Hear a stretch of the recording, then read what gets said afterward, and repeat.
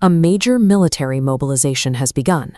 The cargo holds remain empty of missiles, and the nation's warships stay at anchor. There is no traditional battlefield objective. Under the cover of night, two heavy transport aircraft accelerate down the runway, beginning an urgent flight toward an undisclosed destination. These aircraft are carrying a specific kind of capability.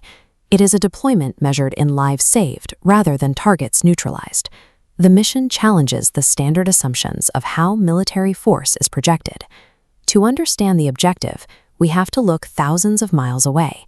In Venezuela, a series of devastating earthquakes has just struck with terrifying force, leaving the country's infrastructure in a state of collapse.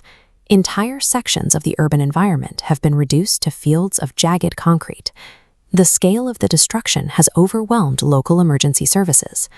The human cost is immediate. Hundreds confirmed dead and thousands injured, and a ticking clock for anyone still trapped beneath the ruins. Survivors are facing a void that only immediate medical intervention and heavy logistics can bridge. Those two aircraft were launched to fill that gap. India designated this response Operation Amistad, taking its name from the Spanish word for friendship.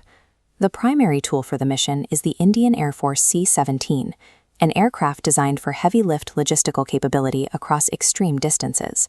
On board is a specialized 41-member medical contingent from the Indian Army, trained to operate in high-pressure disaster zones. They are accompanied by more than 35 tons of relief supplies, ranging from essential medicines to emergency trauma equipment. The most complex component is a fully portable field hospital, designed to restore medical services where local clinics have been destroyed. Reaching the disaster zone requires crossing multiple continents, making this one of the longest humanitarian air routes ever flown by the Indian Air Force. The deployment demonstrates the logistical planning required to move specialized medical support across a transcontinental route in a short window of time. While these aircraft belong to the military, their mission is not to engage an enemy force. The adversaries on this battlefield are severe trauma, the threat of disease, and the rapid passage of time. For the medical teams, every hour spent in transit is an hour survivors spend without professional care. The logistical speed of the mission is the primary factor in its success. The physical capacity and engine thrust of these heavy transports are what allow for the rapid movement of the field hospital and surgical teams.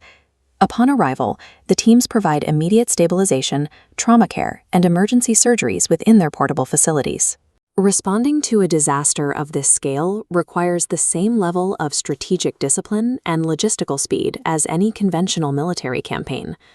Beyond the immediate rescue, Operation Amistad reflects a shift in the modern geopolitical landscape. Global influence was once measured by the size of a nation's arsenal or the strength of its economy. Today, a nation's standing is also defined by its ability to react when another country is in a state of crisis. A cargo aircraft arriving with medical supplies and surgeons can build a level of international goodwill that formal negotiations rarely achieve. Rapid humanitarian assistance creates durable relationships built on trust and mutual support rather than force. Operation Amistad provides a clear example of this changing dynamic in international relations. A nation's strength is often visualized through fighter jets or missile batteries. Operation Amistad offers a different image, a transport aircraft flying thousands of kilometers to provide medical aid to strangers. True national power is measured by the willingness to help when the world needs it most.